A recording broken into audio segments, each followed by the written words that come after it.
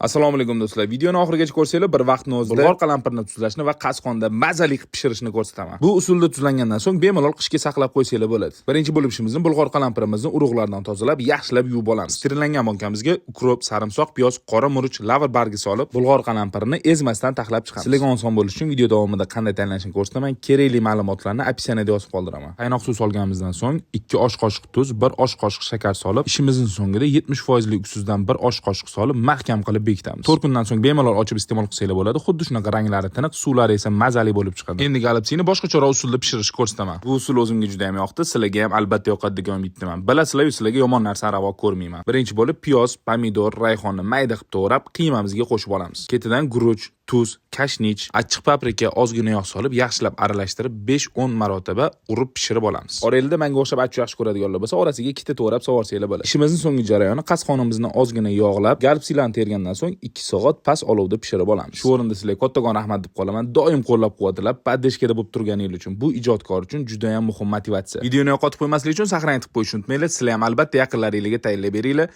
Video yoqqan bo'lsa, ko'rgan vaqtingizga rozi bo'linglar. Hammaga rahmat.